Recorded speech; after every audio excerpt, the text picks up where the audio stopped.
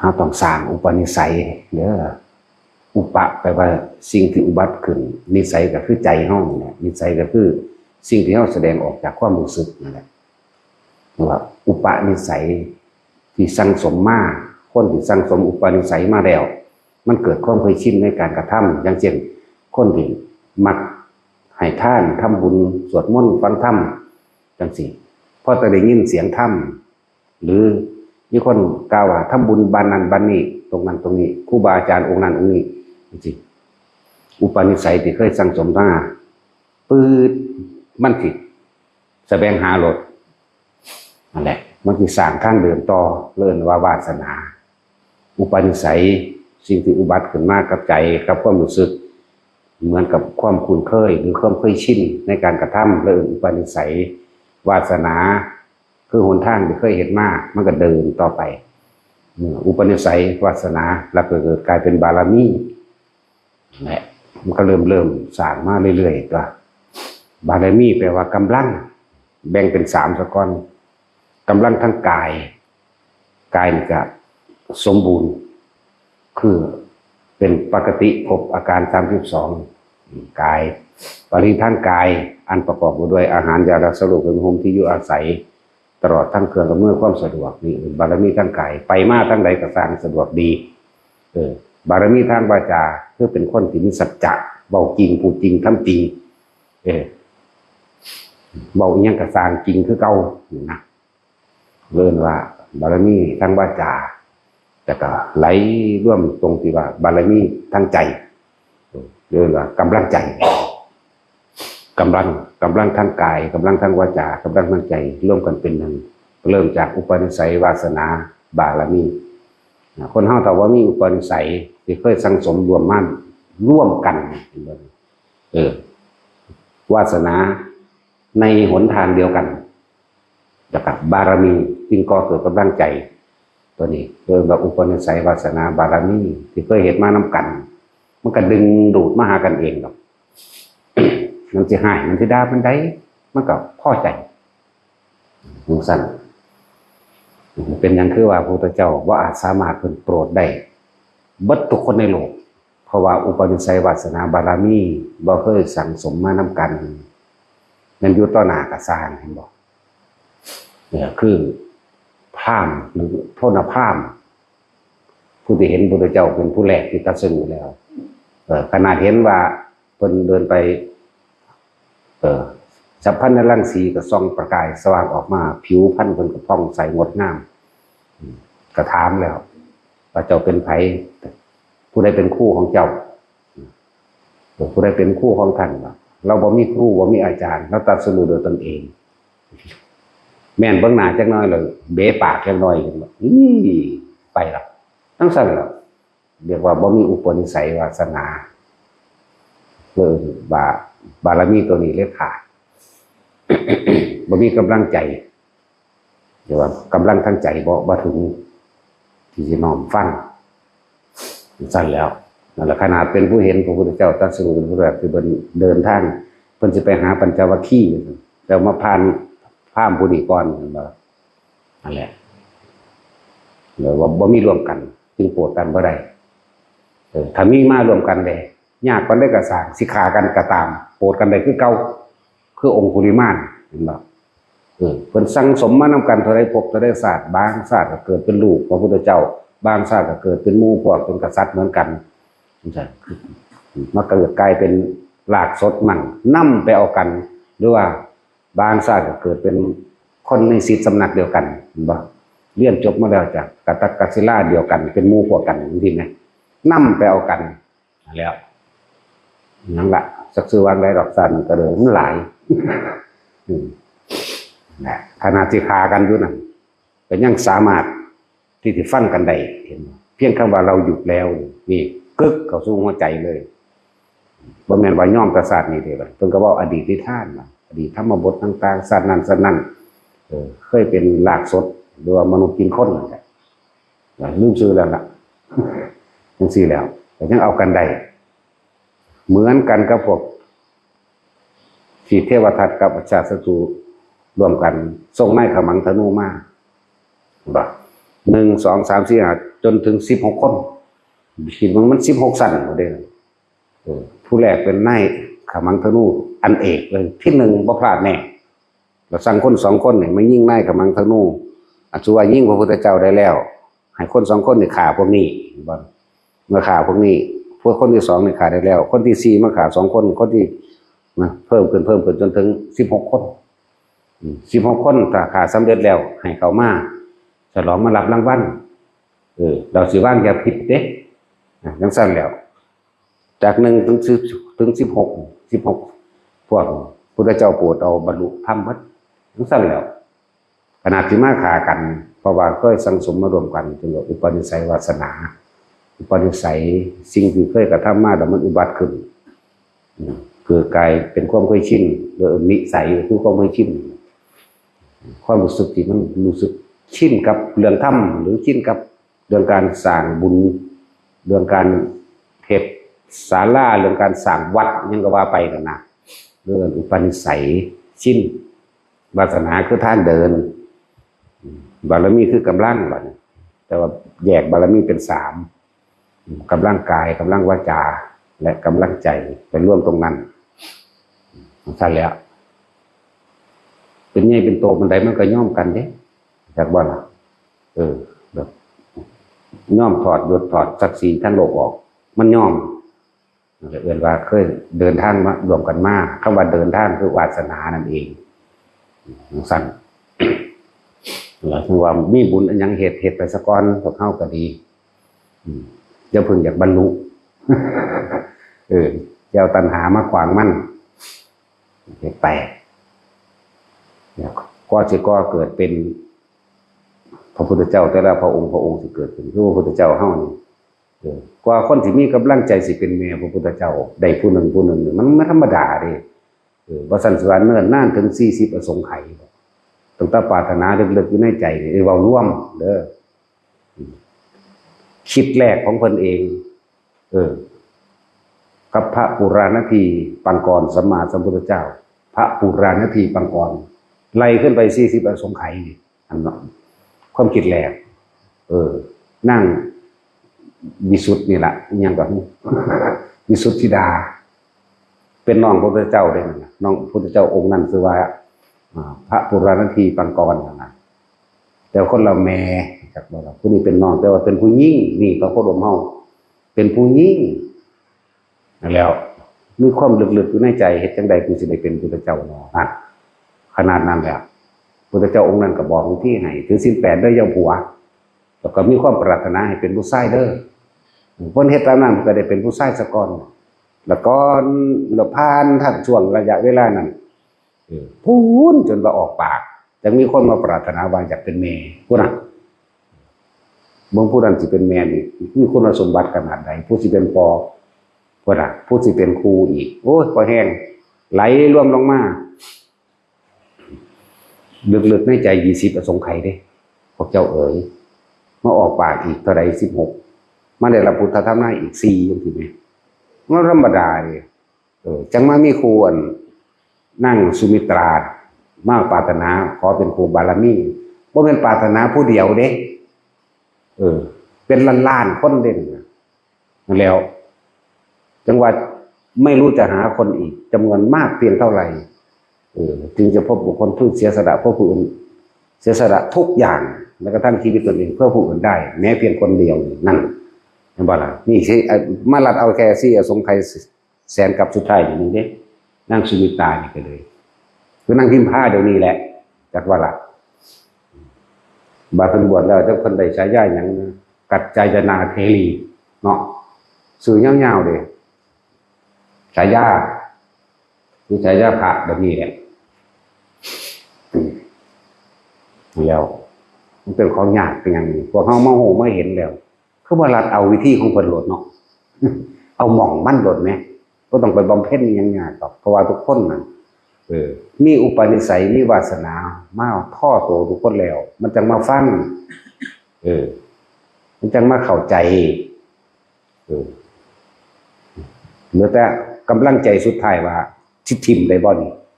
จักว่าคือเคยเทียบเอาไว้พวกเจ้าอุ้มลูกน้อยอยู่นั่นแหมจัก วบหนึ่ง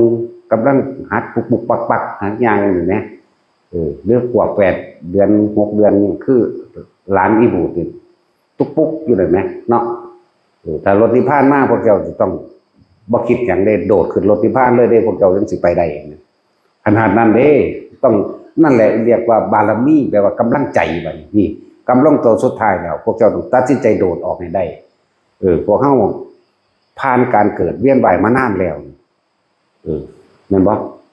รู้เห็นความทุกข์ยากลำบากแล้วรู้เห็นคักแล้วยังสิบ่กล้าตัดสินใจกระโดดหนีอยู่บ่เนาะบ่ซั่นก็ไปเกิดน้ำมันอีกแม่ก็อาศัยคนที่เฮาผูกพันอาศัยคนที่รักคนที่ผูกพันนั่นแหละจังว่าสารมาเรื่อยๆคือการให้ทานจริงสละความเห็นแก่โตเด้คือแนะนำมาเรื่อยๆนั่นแหละหลายคนท่านทางท่านยังเห็นแก่โตเนาะถ้าเราขอโดยภาษาบาลีแปลออกมาว่าอย่าหวังผลในทานอย่ามีจิตผูกพันในผลทางทานอย่ามุ่งการสังสมในความอยากได้เลยอยากเป็นนั่นแหละแน่ภาษาเฮาว่าง่ายๆพวกเจ้าท่านขอนั่นขอนี่ขอได้นั่นขอได้นี่ขอเป็นนั่นขอเป็นนี่มันบ่แม่นธรรมดาขอเป็นผัวเป็นเมียกันอีกขอเป็นลูกเป็นหลานกันอีกแม่นบ่ซั่นมันแม่นแค่นั้นเด้เบิ่งดูนี่มันขอไปใส่เห็นแก่โตบ่ล่ะก็จังซั่นตัวเพราะหยังพวกเฮาถือคำว่าความปรารถนาสุขคิดว่าความสุขต่างๆความสมหวังต่างๆสิให้ความสมหวังแก่ตนความสมหวังหรือความสุขต่างสิเป็นของมั่นคงเนาะมันมีดอกมันมีเลยนั่นแหละมันต้องใจเดียวขนาดนั้นเด้ขนาดว่าลูกน้อยกำลังบอกน้ำมันอันนี้แป๊บเล่นนี่นี่จิ้มเบิ้งเด้อเอาสิรถที่ผ่านมาพวกเจ้าต้องโดดหนีจากมันเลยเดินกันสิไปได้ที่จังว่าล่ะอันนี้สิไปได้อยู่บ่ใจเห็นมานี่เนาะว้ายรถที่ผ่านมาแล้วอุ้มลูกแลนเลยทั้งที่มันแลนเป็นมันจะไปทั้งนั้นได้แต่ถ้าเฮาบ่สังสมถ้าเฮาบ่เข้าใจการให้ทานเฮาก็ยังขออยู่เป็นการให้ทานนี่รู้จักแล้วพอการขอพอความปรารถนานี่เองเฮ็ดให้เวียนว่ายแต่เกิดเฮ็ดให้ตัดความอาลัยบ่ได้แม่นบ่ตัดความอาลัยตัดความผูกพันบ่ได้มันยังปรารถนาความสุขบ่อยากพัดพลาดจากสิ่งที่รักจากบุคคลที่รักอยู่นี่แม่เนาะมันเลยขอเห็นบ่นั่นขออันดับแรกขอเพื่อให้ร่ำรวยให้อยู่ดีมีสุขกับเพื่อบุคคลที่รักนั่นแหละแม่นบ่ล่ะร่ำรวยอยู่ดีมีสุขก็อยากให้บุคคลที่รักมีชีวิตที่สุขสบายมีชีวิตที่มีอำนาจบ่เจ็บบ่ไข้บ่ป่วยพร้อมควรธรรมดาบ่มันเลยบ่เข้าใจธรรมชาติเลยบ่เข้าใจความจริงทุกคนเคยขอบ่ได้อยู่นี่ถือปัดทุกคนก็แล้วกันน่ะฮอดพวกอยู่บ้านบ่มาเพิ่นก็ถือเคยขอบ่พออย่างอยากได้ความสุขความสมหวังอยากให้บุคคลที่รักอยู่สุขสบายมีอยู่มีกินบ่เดือดบ่ร้อนแม่นบ่ล่ะอยากให้เขามีชีวิตดีฐานะอันมั่นคงแม่นบ่ล่ะก็เลยขอให้ร่ำให้รวยถูกหวยรวยเบอร์ไปขอบ่ให้เก็บบ่ให้ไข้บ่ให้ปวดบ่ให้ป่วยไปบัดเนาะ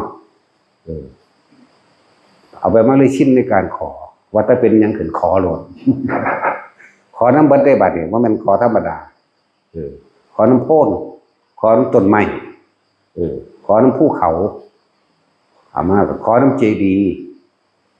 นั่นว่าสัตว์ขอน้ำพระพุทธรูปขอน้ำพระสงฆ์มันก็ขอจะเข้าใส่เอาอีกยังมาให้คิดเบิ่งเรื่องความในใจของแต่ละคนขอมาเนาะเขาจะเอาอยู่ใส่มาให้เขาก็ขอพวกเจ้าอยู่นี่คือความจริงเข้าใจว่าล่ะอาจารย์ให้ผู้ขาอายุยืนเด้อว่าเด้ขอเฮาเลยว้ายมันพ่อตายแล้วเลยเด้อยู่ยังโดนเห็นนักแผ่นดินตัวยังสิอยู่สังสมกิเลสอยู่นั่นเข้าใจบ่นี่ยังสิมาเวียนว่ายตายเกิดในแผ่นดินอันนี้อีกอยู่นี่แม่นบ่ล่ะสั้นตัว90 กว่าแล้วแม่เฮาบ่ทันได้ปานนั้นอยู่เฮาอยู่ ยังได้กูสิตายอยู่ มันจะมาขออายุอีกเสยอยู่นั่นแล้วเพราะบ่เห็นความจริงนั่นแล้วยังเป็นห่วงลูกห่วงหลานไปอีกก็ได้จากแล้วญาติเขาแต่ความก็เห็นหยังบ่ได้ก็ได้แต่ความคิดมันยังปรุงไปอยู่นี่เห็นบ่ญาติเขาเอาตัวบ่รอดมึงดูหรอแต่ของสิบ่รอดไว้ยังบ่ได้เข้าถึงตรงนี้อยู่ แต่ของก็เห็นหยังบ่ได้ก็ได้แล้วบาดนั้นสิลูกนั่นแหละมาส้มขึ้นอยู่จุจะไปหารถอยู่มันพอแห้งอยู่เบิ่งดูความคิดมันหลอกขนาดไหนความคิดความยึดแล้วอยู่เป็นที่ปรึกษาเขาบ่เฮ็ดนำคือเก่าแล้วเขาเฮ็ดตามสมัยเขาแหละนั่นแหละจังว่าพยายามมุ่งเน้นย้ำเริ่มแต่ต้นแรกทานบารมีแปลว่าหยังท่านเพื่อเกิดกำลังใจในการสละความเห็นแก่ตัวบนมันท่านเพื่อเพิ่มตัวมันท่านเพิ่มทุกข์ท่านต่างๆเพิ่มอัตราตัวตนมากขึ้นกว่าเก่าตัวกับเมียตายสิยังว่าปรารถนาจะไปหากันอยู่ทำบุญทำทานยังก็ดีเนาะนั่นสั้นแหละยังปรารถนาจะไปเอากันอีกอยู่ยังจะไปเกิดไปทุกข์ไปตายน้องกันอีกอยู่ยิงบางมองบัดนี้เสือกสอนเขาให้อธิษฐานเอาเด้อซ้ำโอ้ยมันท่วนคำสอนพระพุทธเจ้าได้นั่นนะบ้าสัมันไปฝืนอย่างกับคำสอนของเพิ่นเว้าโดยธรรมชาติคือความจริงเกิดมาแล้วก็ต้องแก่ต้องเก็บแล้วก็ต้องตายต้องพัดพรากจากสิ่งที่รักอย่างนี้บ่มีสิ่งใดในโลกนี้ให้ความสมหวังกับใครใดดอกนี่แหละมันบ่มีเลยบ่จากพัดพรากมันก็พัดพรากตัวบ่จากตายมันก็ตายคือเก่าอยู่ไหมบ่จากป่วยมันก็ป่วยไหมนี่ไหมเฮาเลยว่าเข้าถึงความจริงอย่าท่านอย่าหวังผลในท่านอย่ามีความคิดในความอยากได้อยากเป็นเวลาท่านอย่างกระสามอย่าเห็นแก่ตัวให้มันขาดออกจากความเห็นแก่ตัวเพราะว่าความสุขนั่นแหละหลอกลวงให้พวกเฮาพากันเวียนว่ายตายเกิดอยู่นี่เพราะความสุขตัวเดียวนั่นแหละเมื่อไรที่เธอปรารถนาสุขจากเรื่องใดก็ตามแม้ความทุกข์ไม่ปรารถนาก็ย่อมได้มานั่นเพราะความบรู้จากบันแล้วว่าพากันเลิกซาในการขอนั่นขอนี่ก็คิดเบิ่งดีๆบัดนี้เฮาขอมานานแล้วได้ดังที่ขอหรือยังบ่ได้เบิ่งแนวขอเนี่ยว่าท่านตายอยู่กับขอสวรรค์วิมานเหรอเกิดว่าอะไรพบได้สัตว์ใดก็มาเกิดว่าพบพอกันอีกกับผู้นั้นผู้นี้เนาะนั่นแล้วจังซั่นแล้วเบิ่งแนวขอว่าท่านตายอยู่ขอล่วงหน้าไปบักไกลล่ะแล้วตายแล้วไปพบกันในนรกมันก็เสียไปอยู่บ่เนาะบ่ได้คิดทอดเจ้าของได้ว่าเจ้าของนั่นมีความโลภก็ต้องมีความโกรธแล้วก็หลงคุ้มอยู่หั่นแหละแต่คนมันมีความโลภแล้วความโกรธก็ซ่อนอยู่ในความโลภแม่นบ่ล่ะถ้ามันอยากได้แล้วมันบ่ได้ดังใจดิมันก็สูญขึ้นมาเหมือนตัวโมโหนั่นแหละโลภโกรธนั่นแหละความหลงสั่นแล้วจังว่าแต่ละคนให้มองเข้ามาหาตัวเองตามความเป็นจริงเด้อทุกคนมีประสบการณ์จริงในชีวิตจริงแต่ตอนมันยอมรับความจริงเด้แต่ว่ายอมรับความจริงมันบ่ได้เห็นความจริงเลยมันเห็นแต่ความเสื่อที่ตัวเองน่ะหลอกตัวเองเห็นแต่ความเสื่อที่ตัวเองหลอกตัวเองเล่นคิดว่าสิบ่พัดพรากกันบ่เนาะใช่แล้วหาอยู่หากินลำบากบ่กระทบทวนตัวเองเบิ่งตัวเป็นลูกจ้างเขาเป็นลูกน้องเขาเป็นลูกจ้างห้างร้านบริษัทก็ต้องเกรงกว่าอำนาจเจ้าของบริษัทแน่นี่ทอดที่หนึ่งอันดับที่สองก็ต้องเกรงกลัวหัวหน้างานนะบ่ล่ะล่องหัวหน้างานเข้ามาอีกแล้วก็ผู้ตั้งโตเป็นใหญ่ในหน่วยงานในหมู่ทำงานรวมกันอีกพวกนั้นมันธรรมดาเด้ก็ได้อดได้ทนเด้เพราะว่าหยังเพราะว่าต้องการเงินต้องการสิ่งที่ตัวเองบ่ทันมีเพื่อสิไปบำรุงครอบครัวให้อยู่ดีมีสุขอดบ่ล่ะบัดนี้แล้วแต่กับกิเลสนี่อดทนดีแท้ แบบลึกซึ้งเนาะ แบบไม่รู้ตัวเลยเด้แต่กับกองการกิเลสแต่กับธรรมะเนี่ยปวดแอวโลด จังเป็นหยังนั่งสมาธิอย่างที่ไม่ใช่ตายเขาโลดมันบ่สัตว์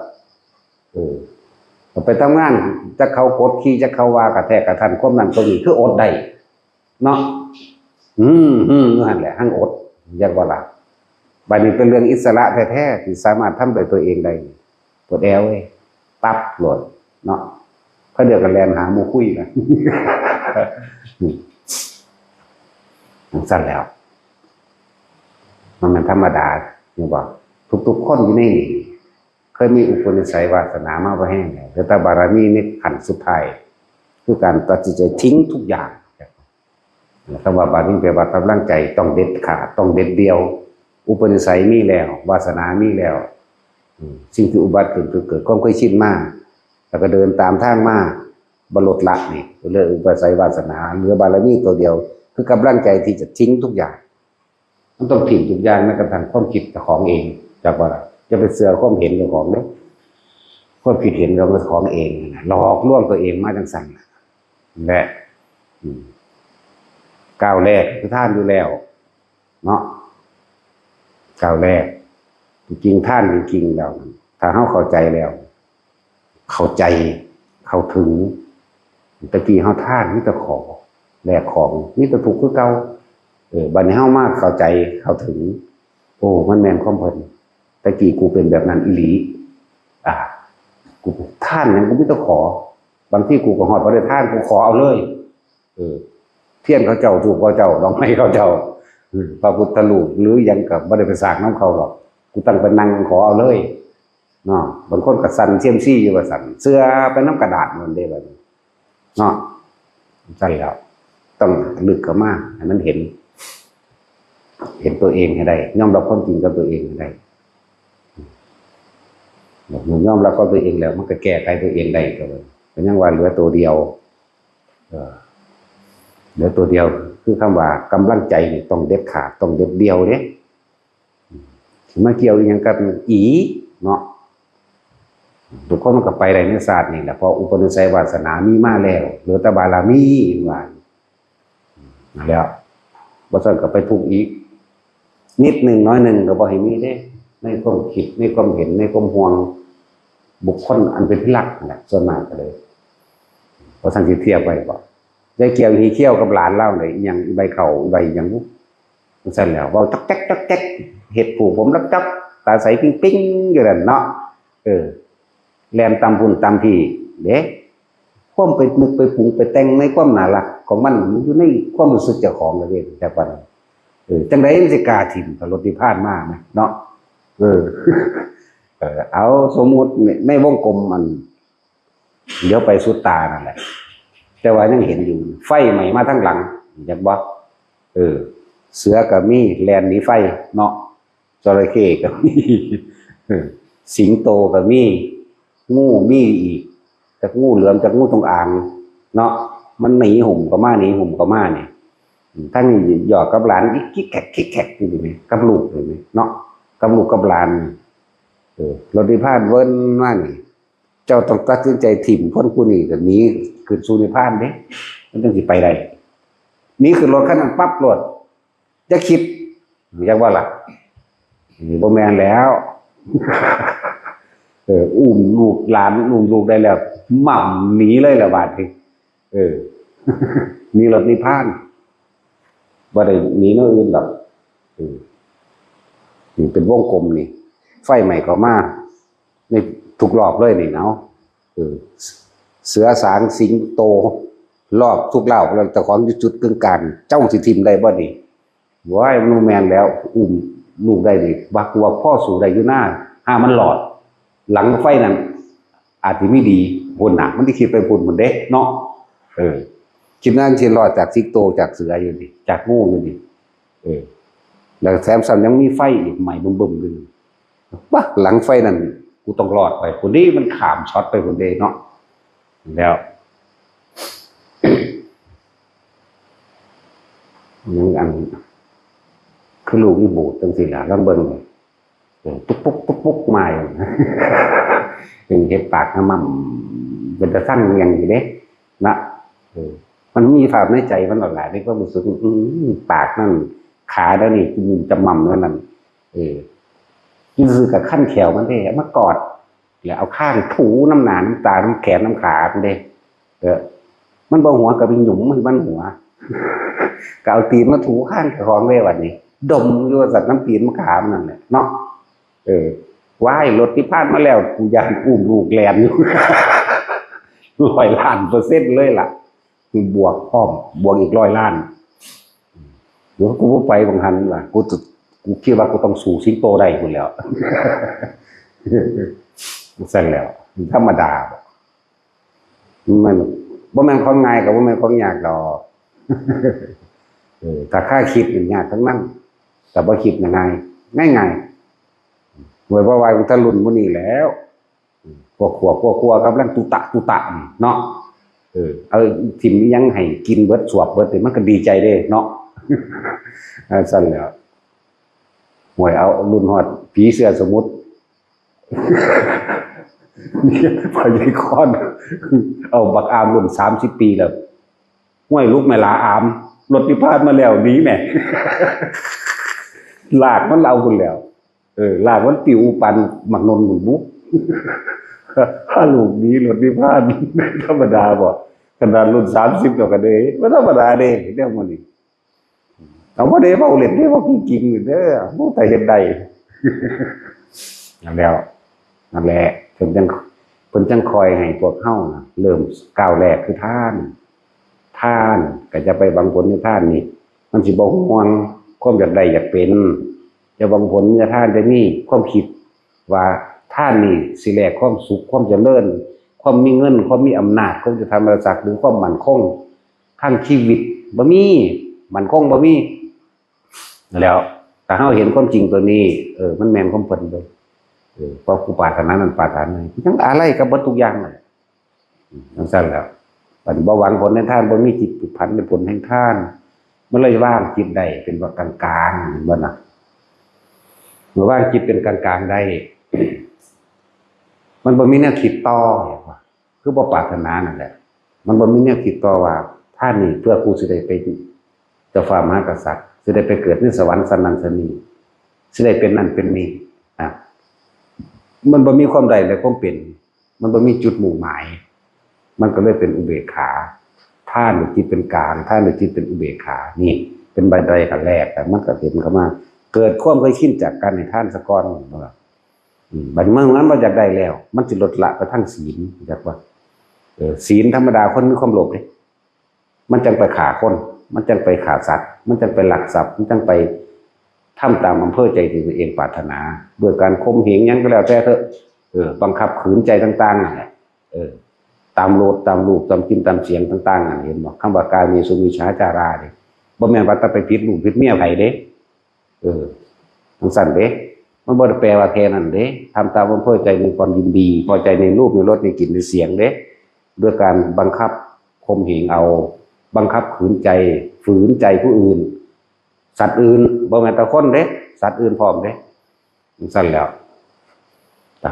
เริ่มจากท่านแล้วมันก็บ่หวังแล้วศีลมันก็ต่อสืบเนื่องกันขึ้นมาเองเป็นบ่มีความจำได้บ่มีความโลภแล้วมันก็ค่อยๆทยอยออกเองว่า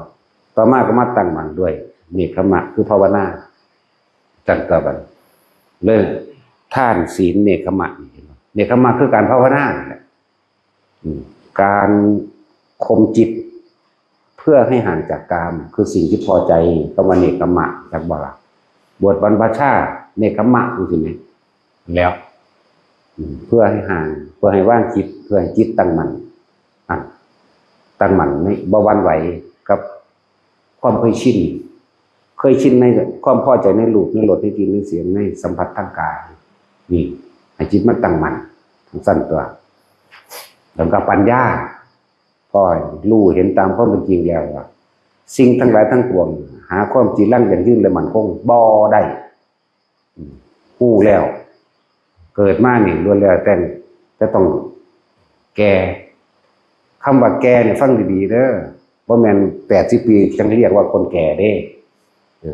เกิดแก่เจ็บตายแล้วเกิด คำว่าแก่นี่คือมันค่ายของเสียอันเกิดจากร่างกายถ้ากินเข้าไปเราเรียกว่าแก่มันค่ายความแก่ออกมาอยู่ตลอดของถิ่มของเสียมูดคูดจากว่าหลักนั่นแหละเรียกว่าแก่ไหลเข้าไปสู่ความเจ็บความปวดความป่วยนั่นอันนั้นเขาเอ่ยชราเนี่ยชราภาพเจ้าเป็นนั้นคือว่าเกิดแก่เจ็บชราภาพเราตายเนาะเป็นคือว่าเกิดแก่เจ็บเราตายเลยเพราะว่าความตายนั้นไม่ได้เลือกว่าหนุ่มหรือชราภาพเนี่ยบลักมันไม่ได้เลือกเล่นออกจากท้องแม่มาเลยตายเลยก็มี2 ปีตายก็มีมือเดียวตายก็มี5 ปี10 ปีก็มีบ่ได้แก่บ่ได้ชราที่จะว่าล่ะนั่นแล้วนั่นแหละแต่ปัญญาแปลว่ารอบรู้ในกองสังขารรอบรู้ในสิ่งทั้งหลายทั้งปวงมีความเกิดเป็นธรรมดามีความเสื่อมสลายเป็นธรรมดามันรู้แล้วถ้ามันรู้ตัวนี้แล้วมันก็ย้อนกลับขึ้นมาสู่คำว่าภาวนาทำสมาธิซะนะนี่แหละแต่มันรู้แล้วบัดนี้คำว่ารู้รอบรู้ในกองสังขารรู้แจ้งตามความเป็นจริงในอริยสัจมันในสิ่งทั้งหลายทั้งปวงมันในอนิจจังทุกขังอนัตตามันเรียกว่าปัญญาแต่ว่าเหตุจังใดกุศลละเลยทีเดียวการคิดว่าจะละมันยังไม่ใช่ถ้าละต้องไม่คิด จึงมีวิริยะคือความเพียรพยายามจากบาลักความเพียรพยายามกุศลละนั่นแหละคนฟังมันฟังเข้าใจได้ง่ายๆนี่หรอกนั่นว่าซั่นแต่ว่าสิละแบบง่ายๆคือฟังเข้าใจนี่บ่ทันใดจากว่าจังซั่นล่ะฟังแล้วก็เกิดสัมมาทิฏฐิหมายถึงว่าเห็นตามความเป็นจริงเห็นถูกต้องตามความเป็นจริงเขาจะแปลไว้ว่าถูกต้องตามชอบธรรมมันได้แปลอีกอันนี้บ่ต้องแปลให้แล้วนี่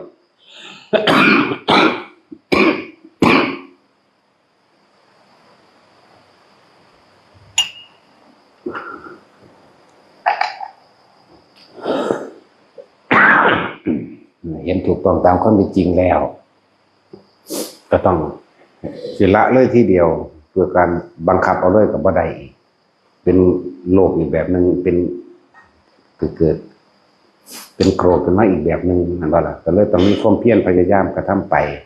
ในความเพียรพยายามที่จะรักษาใจตัวเองเนี่ยตั้งมั่นแหละอยู่ในสมาธิให้จิตตั้งมั่นเพื่อให้บ่หวั่นไหวต่ออารมณ์เก่าๆที่มันพุดขึ้นมั่งที่มันกระทบกระทั่งไม่มั่งบ่ล่ะแล้วก็ต้องมีความอดทนไปพร้อมแต่บ่ล่ะมีความเพียรพยายามแล้วก็เลยต่อด้วยความอดทนแล้วก็ในความอดทนนั้นก็เพราะว่าเห็นความจริงสัจจะความจริงของสิ่งทั้งหลายทั้งปวงเหมือนเดิมนั่นแหละความจริงของโลกถ้ากูข่มใจว่าได้กูได้ทำกรรมสิ่งนี้ลงไปกูก็ต้องมารับกรรมสิ่งกูทำมันจะข้างตกไว้ในอารมณ์ความรู้สึกนี้นั่นสัจจะโลกิยะสัจจะสัตว์ทั้งหลายเวียนว่ายแต่เกิดเพราะบังคับข่มเหงใจตัวเองว่าได้กระทำไปตามความยินดีพอใจในรูปในรสในกลิ่นในเสียงจึงเป็นเหตุให้สัตว์ทั้งหลายเวียนว่ายแต่เกิดอย่างเช่นตัวของเองนี่แบบนี้นั่นแหละต้องมีการบังคับเลยว่าขันติพอเห็นสัจจะพอเห็นความจริงบุคคลผู้พ้นไปแล้วนี่บัดนี้เป็นโลกุตระสัตว์เพิ่นเฮ็ดจังได๋เนาะเฮาไปอ่านเบิ่งประวัติเพิ่นพุทธเจ้าถิ่มตัณหาและอุปาทานพุทธเจ้าถิ่มหม่องนี้นี่เองเฮ็ดจังได๋เฮาสิถิ่มได้คือเพิ่นก็ต้องเรียนรู้แบบเพิ่นเฮ็ดไปแบบเพิ่นเนาะสั่นตัวนั่นแหละโลกิยะสัจจะโลกุตระสัจจะจึงเอาสัจจะตั้งไว้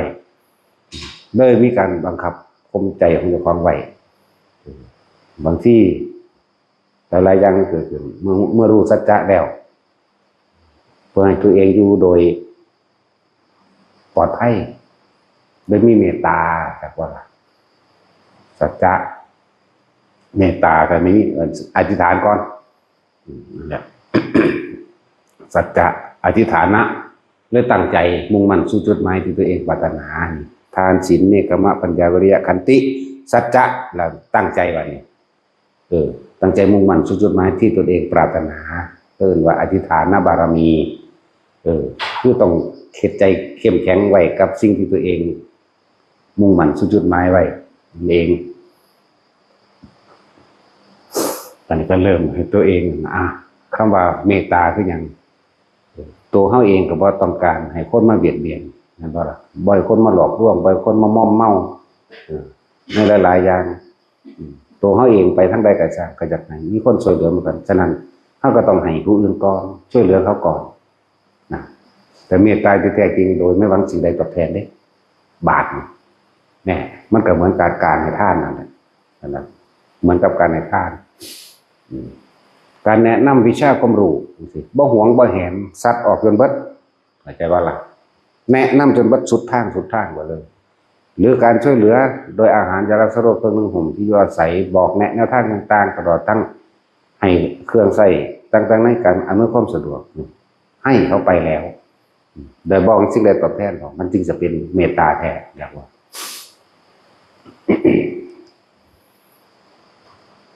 เมตตาคำว่าตาก็มาจากคำว่าอัตตานั่นแหละเมตตาคือใจของเจ้าของเองเด้อยากว่าล่ะถ้ารักตนเองแล้วเราก็เป็นวัน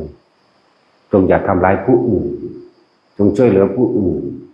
เราก็ว่าเมตตาเมตตามาจากคำว่าเมกับอัตตาเมก็คือตนนี่แหละคือภาษาอังกฤษบ่ว่าแต่สิเมไมนั่นบ่เนี่ยอังกฤษก็ยังเอาภาษาเข้าไปใส่เนาะเป็นตัวเบิ่งบาลีโดยเมก็แต่ของตะเตยังผู้อื่นเนาะสั่นปลาแหละเลื่อนว่าเมตตาตนการช่วยเหลือบุคคลผู้อื่นก็คือการช่วยเหลือตัวเองการให้สิ่งใดกับผู้อื่นโดยไม่หวังสิ่งใดตอบแทนก็เหมือนกับการให้ตัวเองจนถึงทุกท้ายว่าการให้อภัยกับบุคคลผู้อื่นก็คือการให้อภัยตัวเองเป็นบาลักถ้าเราไม่ให้อภัยตนเองแล้วใครจะให้อภัยกับเราแม้ว่าบุคคลผู้อื่นจะไม่ให้อภัยเราก็ช่างแต่ว่าเราให้อภัยตนเองนี่บ่มีสิ่งใดตามเฮาทันเด้เฮาบ่ไปผูกอาฆาตต่อใช่ป่ะล่ะทั้งสั้นก็เมตตาลงเข้าสู่อุเบกขาได้บัดนี้อุเบกขา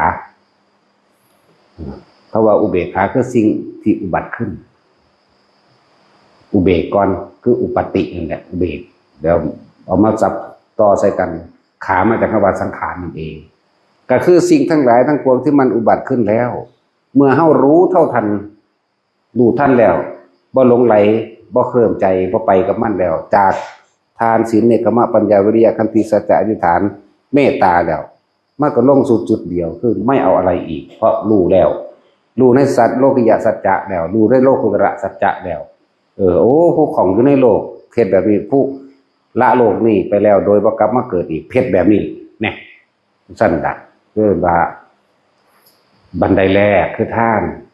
บันได10 ขั้นกว่าจะฟังเข้าใจได้มันบ่ธรรมดาเนาะท่านไปเห็นหยังสันทบ่อยากได้เนาะซอยเหลือเขาไปเห็นหยังสันบ่อยากได้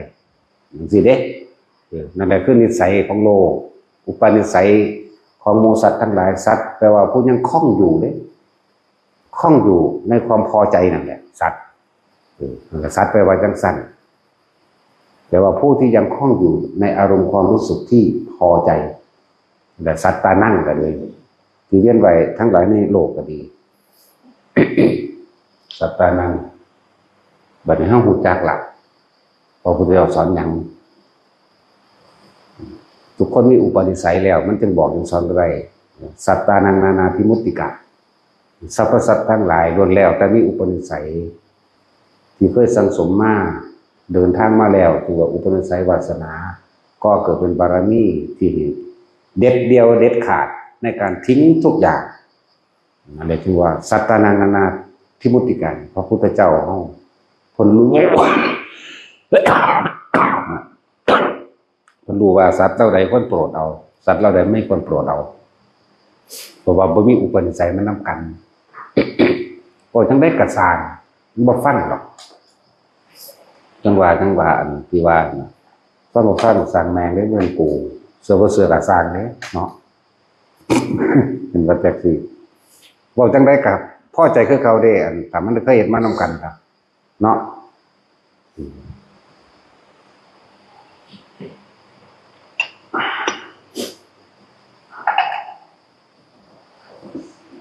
จังว่าบอกหมู่ภิกษุสงฆ์ ทั้งหลายที่บวชเข้ามาแล้วอันดับต้นแรกศึกษาพระวินัยก่อนพวกเจ้าย่าวันไหวตอนหลักพระวินัยเด้เอาพระวินัยได้เป็นไงเพราะว่าเจ้าของบ่ท่านได้หูหยังแต่ทุกคนมันมีพระวินัยเป็นตัวยึดเป็นตัวเกาะเป็นตัวรักไว้แล้วมันบ่วันไหวในพระวินัยแล้วธรรมคือความจริงที่เฮาสิประสบต่อไปอีกอันเกิดจากความพอใจมันบ่พอใจมัน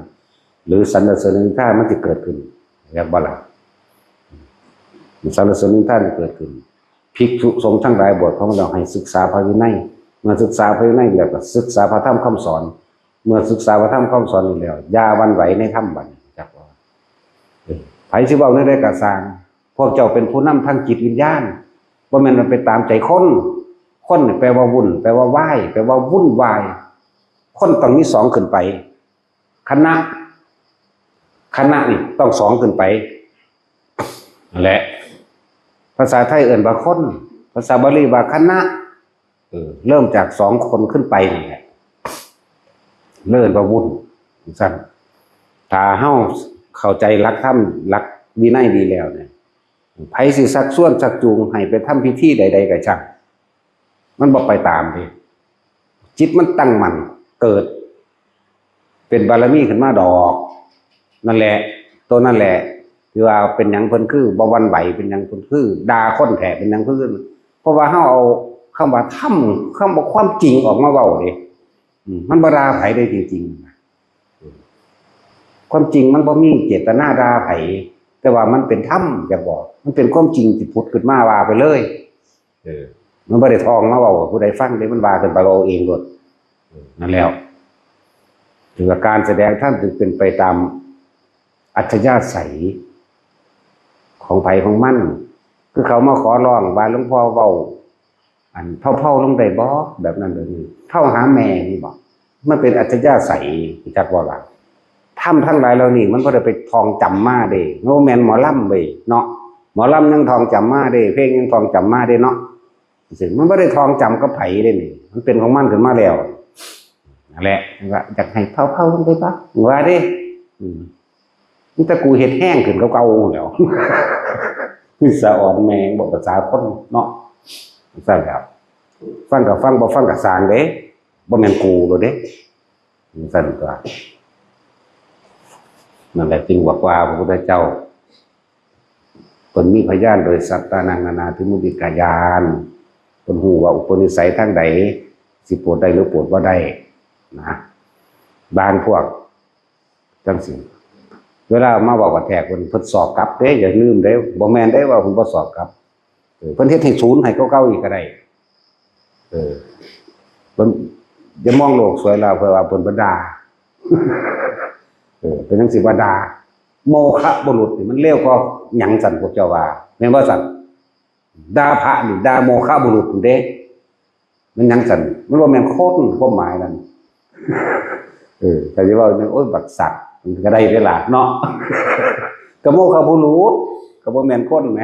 ด่าบ่ล่ะจะไปเอาดีๆนี่ไปหยังแต่ละด่าอยู่มันหยังสิบ่ด่า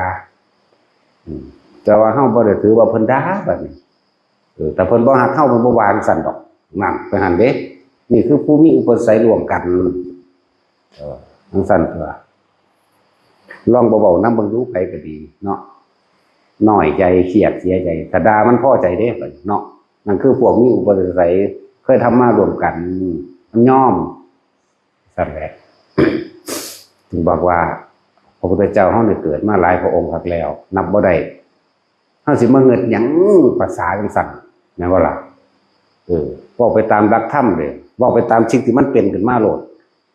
เฮาบ่ได้ไปหลักจำของผู้ใดมาไงเฮาเป็นเอาเองก็ว่าไปตามที่มันเป็นเนาะสั่นแล้วว่าให้ฟังได้บ่ได้ว่าให้เชื่อนี่เว้าประจำพูดให้ฟังมันได้พูดให้เชื่อ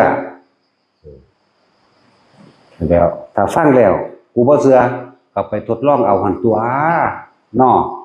ถ้ามันฮู้มันเห็นแล้วเชื่อบ่เชื่อก็สร้างแล้วเรื่องของเจ้านะเป็นความจริงของเจ้าเองเจ้าสิยึดหรือเจ้าสิปล่อยก็เรื่องของเจ้าเด้นี่ต่างหากนั่นแหละต้องฟังบ่ได้บอกให้เชื่อหลักการเพิ่นก็บอกคืออย่าเชื่อแม่นบ่ซั่น เพราะการได้ยินได้ฟังสืบต่อกันมาอย่าเชื่อเพราะเคยถือทำประเพณีกันมาอย่าเชื่อเพราะบุคคลผู้นั้นสมควรเชื่อทั้งสั้นแหละอย่าเชื่อเพราะการใส่เหตุผลตันกะแห่งตนอีกพวกนั้นมันธรรมดาบ่ได้เชื่อฮอดจากความคิดของนอกบัดสุดท้ายเนี่ยนะอย่าเชื่อแม้ว่าเราตถาคตเป็นครูของเธอสุดยอดบ่บัดนี้คนเด้เราเบิ่งเด้อถ้ามึงบ่เชื่อกูว่ะเนาะเราเบิ่งถ้ามึงบ่เชื่อกูหรอดิย่านแต่เขาบ่เคารพนับถือเนาะถือมันหนักหามอย่างนั่นแหละ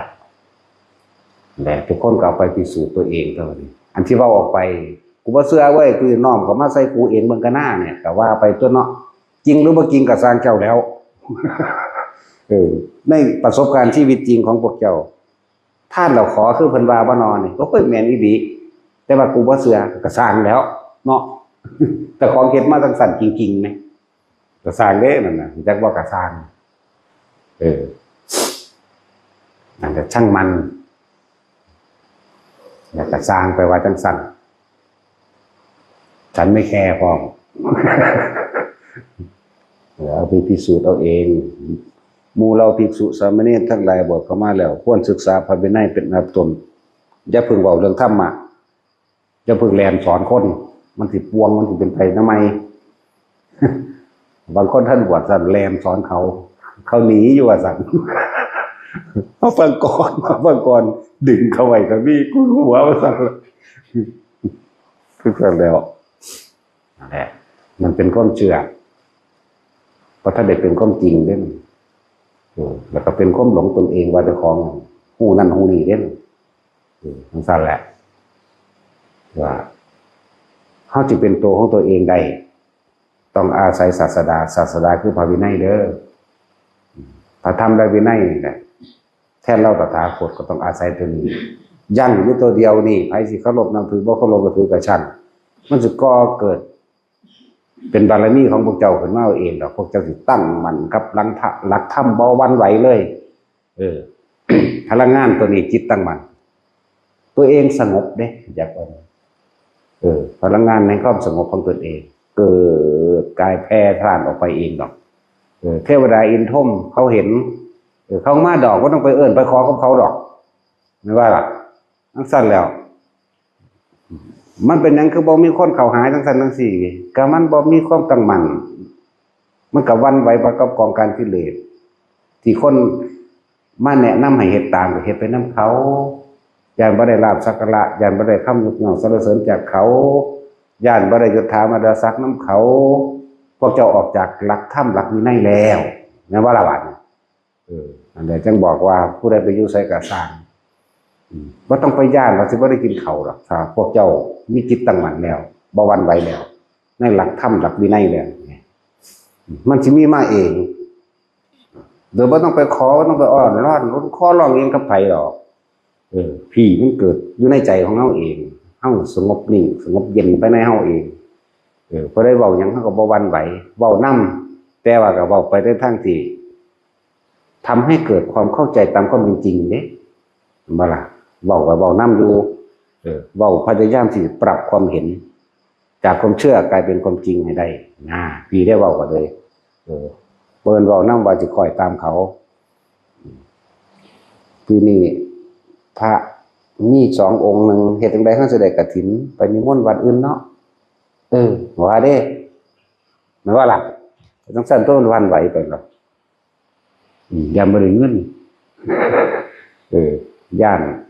หลายๆอย่างนั่นแหละหรือหาเงินเข้าวัดว่าเด้อ้างว่าหาเงินเข้าวัดเฮ็ดนั่นเฮ็ดนี่เนาะเฮาว่าแม่นว่าซั่นหลายอย่างปลุกเสกเลขยันแน่สินน้ำมูกน้ำมนต์น้ำมันแน่ดูดวงแน่นั่นอ้างเด้คนจังซั่นคิดว่าสิบรรลุหยังอยู่บ่แม่นว่าซั่นก็สมาธิเฮ็ดให้จิตตั้งมั่นตนเองก็ยังตั้งบ่ได้อยู่ยังวันไหวไปตามกองการกิเลสยังแล่นไปตามตัณหาอุปาทานทั้งของตนทั้งของคนอื่นนั่นแหละแล้วก็ร่วมกันนั่นแหละแต่ของคนอื่นบ่มีปัญหาดอกตนต่างหากอยู่เด้บ่ต้องไปโทษผู้อื่นดอกโทษเจ้าของเจ้าของบ่นักแน่นบ่มั่นคงเองไปเถิดหน้าคือเข้าไปทุดงนี่ 100 กิโลกว่าๆที่เข้าไปอยู่ในกลางป่าคิดจะบอกว่าสิมีผู้ใดมาใส่บาตรให้กินเลยทำความเพียรภาวนาของตนเองจึงสั่นตื่นเช้ามาแกงเห็นลายมือกับพ่ายบาตรไปบิณฑบาตไผไปใส่100 กิโลพุ่นน่ะในป่าในภูในเขานี่ก็ไปของมันสั่นมื้อ1มื้อ2มื้อ3ก็เว้นว่าจะได้หยังก็ไปอยากบ่นั่นแหละคือหลักธรรมและหลักวินัยอยู่ในหันบิณฑบาตเป็นวัดมื้อที่หามาบ่ได้อึดคนใส่เด้ล่ะแน่ก็คือชาวบ้านนั่นแหละมาเฮาก็บ่ได้สงสัยว่าคือหยังก็ว่าชาวบ้านก็เป็นธรรมดาซั่นแหละบาดออกมาแล้วมาคิดมาภายหลังไผสิไปใส่อยู่หันแต่ว่าแต่งตัวแบบชาวบ้านนี่เด้ล่ะธรรมดา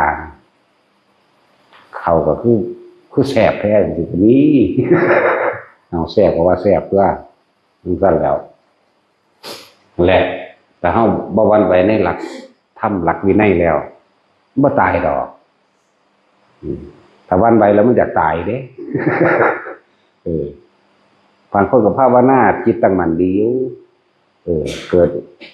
เห็นนิมิตนั้นนี่เชื่อไปตามนิมิตเว้าไปตามนิมิตกระทำตามต่างๆที่สิ่งทั้งหลายที่มาตรวจสอบทดลองตัวเอง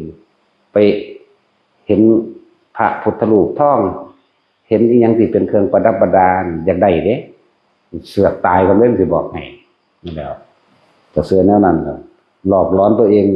แล่นตกภูเขาตายเองก็มีนะตกเหวตายเองก็มีนั่นแหละตัวผีหักข้อว่าเนาะก็จะคล้องราคาจะคล้องความโลภจะคล้องขาจะคล้องอย่าลืมจะไปโทษผู้อื่นจะไปโทษผีจะไปโทษเจ้าที่เจ้าทางโทษเจ้าของเจ้าของมาเกิดเองแท้ๆเนาะจะไปโทษว่าทำนั่นทำนี่มีนั่นมีนี่ผู้เขาดันต้นไม้นี่เจ้าของเห็นมันมีมันก็มีทั้งตัวแต่เจ้าของคิดว่าพอมีมันจะมีอย่างเดียวนี่เนาะแม้มันสิโคโมต่อหน้าต่อตาย่างออกมาจากเงาไม้กบไม้แท้ๆย่างพามันโลดก็สิเป็นหยังแต่มันคนลีมันก็ต่ำทั้งตัวเนาะอันนี้มันจะต่ำหยังก็ว้าวไปโลดเนาะตัดสินตะคิดซื้อกันแลนแล้วได้ล่ะเพราะถ้าโดยใส่แต่ในยุคกลางคนหลายๆก็ยังญาติได้ล่ะธรรมดาสิไปเว้าเรื่องอย่างผีมันมีได้ความคิดเจ้าของมันวาดภาพไปเปื่อยไปล่ะว่าสั่นแม่นาคพาขนงไปบ่แห้งแล้วเดมือจับเอาบักหน้าอยู่ญาติแล้วธรรมดาบ่ยังมาเจอตะเคียนทองอีกเนาะนั่งตะเคียนทองอีกธรรมดาบ่ชื่อได้ดีๆเรียกจังสั่นมาแล้ว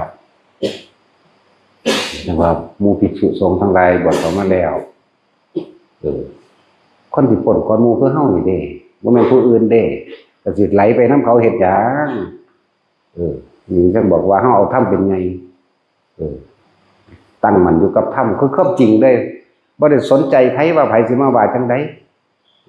บวชเฮาก็บวชด้วยความรู้สึกนึกคิดของเฮาเองแน่เฮาบ่ได้บวชนำผู้อื่นเด้เฮาบวชนำพระธรรมพระวินัยนั่นเด้มันแม่นศาสดาแม่นบ่ล่ะแล้วสิไปอ่อนแอหยังกับผู้ใดที่มาอยู่ในนี่ก็เลย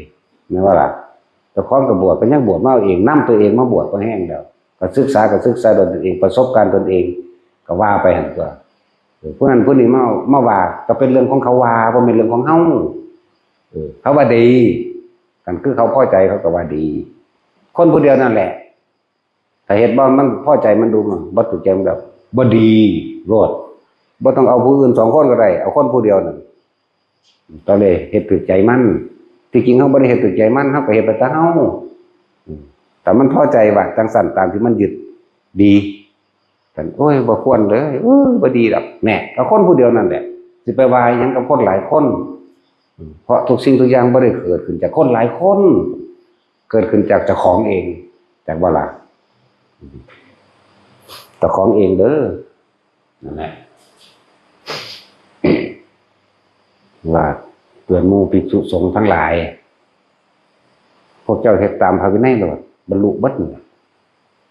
บ่หาแต่ว่าอยากบรรลุหยังเลยหรอกเฮ็ดไปตามนั้นแหละคนบ่มีความอยากด้วยนั่นน่ะคนบ่มีความโลภด้วยนั่นน่ะมันจะเฮ็ดได้เนาะจังซั่นตัว จะไปวันใบนั้นกับเขาสักส่วนสักจูงให้เฮ็ดนั่นเฮ็ดนี่ให้บอกหวยให้ผูกแขนให้สิทธิ์น้ำมนต์ให้ดูดวงบ่ให้ยังก็บ่รู้ล่ะหลายอย่างบ่ได้สนดอกนี่คือแต่เจ้าของโลดบ่ต้องย่านว่าสิบ่ได้กินข้าวถ้าบ่คนเฮาถ้ามันบ่อยากถ้ามันทางใดจักว่าจักสิเอาไปหยังเด้ล่ะบ่อยากละทางใดทำเพื่อปล่อยทำเพื่อวางนั่นแหละทางมาหลายทำเพื่อให้ได้มาเนี่ยบ่มาที่แต่ที่อื่นว่าความสงบแสงแห่งบุญหรือแสงแห่งความสงบหรืออนุภาพแห่งศีลกลิ่นของศีลยังกระจางร่วมลงแล้วที่ความสงบเปลี่ยนตัวเองมันแผ่กระจายออกเราจะว่าโลกทั้งโลกทิพย์นี่เขาอาศัยแสงสว่างที่อันเกิดขึ้นจากจิตของผู้นั้นจากว่านี้ยิ่งสงบเท่าไหร่ยิ่งสว่างมากเท่านั้นจากว่าเราอันแล้วเขามาเอาเองดอกเขาซอยได้บ่ได้แต่ว่าเป็นยังคือสอนว่าบอกให้ไปคงไปขอบ่ขอเขาก็จะได้บุญนำด้วยแหละเขาจังมาซอยเขาบ่ได้ปฏิเสธดอกว่าซอยได้บ่หรือบ่ได้ซอยได้แต่บ่อยากให้ทุกคนว่าให้ขออย่าไปขอมันเป็นเอาเองดอกแต่เฮาศึกษาประสบการณ์ชีวิตของเพิ่นพุทธเจ้าเฮามาคือจันทกุมารก็บ่ไปขอร้องอ้อนวอนให้พระอินทร์มาซอยได้ล่ะแต่ว่าความจริงสัจจะคือความจริงที่เพิ่นกระทำมาเพิ่นมีความบริสุทธิ์ใจในการเพิ่นไปตัดสินคดีความลื้อคดีออกมาจากความที่เคยปุโรหิตขี้โกงมาจังซั่นสิเพิ่นลื้อมาแล้วเฮ็ดไปตามความจริงได้นี่เด้ตัวมันซอยเห็นบ่นั่นแล้วบักหาปุโรหิตนั่นจังหาวิธีการแกล้งจะฆ่าเพิ่นนั่นบ่ล่ะบอกซั่นบ่เข้าใจดอกแต่ว่าไปศึกษาเอาเองส่วนแม่ส่วนเมียส่วนต่างๆขอร้องให้พระเทวดาอินทร์พรหมมาซอยเด้ส่วนเพิ่นตั้งสัจจะขึ้นเลยปุโรหิตผู้นี้มีประสงค์เดียวคือต้องการฆ่าชีวิตของเรานั่นแหละเพราะเราทำให้เขาเสียลาภสักการะอันเกิดจากการโกงนี่ไหมเพิ่นบอกตัวนี้ออกมาถ้าจะฆ่าผู้อื่นเราไม่เห็นด้วยเพราะจุดหมายของท่านต้องการฆ่าเราเพียงคนเดียวจงฆ่าเราเสียแน่แล้วไว้ชีวิตผู้อื่นนี่ไหมพออินก็อยู่บ่ได้ตัวห่อนก้นตัวบัดนี้โหคนดีนั่นบ่ล่ะมาเอาเองบ่ได้ไปเอิ้นมาซอยข่อยแน่เด้นั่นแล้วมาเอาเองแปลงร่างขึ้นเป็นยักษ์ใหญ่ถือกระบองไฟสิทุบตีลงแล้วเฮ็ดให้ปุโรหิตขี้โกงบักห่านั่นรับสารภาพว่าเป็นความจริงแบบนี้แน่ทั้งสั่นตัวขนาดนั้นยังให้อภัยเขาเด้อย่าประหารเขาสั่นแต่เขาหลักไปขาคือเขาแหละทั้งสั่นตัวให้ไล่หนีครับหนีครับหนีออกจากเมืองนี่จันทกุมารเป็นจันทกุมารเขาก็นำไปขาพวกเขาหูจักอยู่แล้วกรรมมันทำงานนั่นส่วนพอเพิ่นสิไปเห็นผิดกับเขาอีกเขาก็ขับหนีออกจากไปอยู่เมืองชายแดนแหลมแคนเพิ่นก็บ่ได้ทิ่มดอกออกไปตามเรื่องของโลกซื่อแต่ว่าความในของเพิ่นก็นำบ่พอแม่เพิ่นคือเก่านั่นแหละนี่ต่างหากเหมือนกับมหาชนกตกน้ำเรือแตกเห็นบ่เรือแตกคนมีปัญญาเลยบ่ไปขอร้องอ้อนวอนเทวดาอินทร์พรหมซอยเด้อผีผู้เจ้าผู้ตา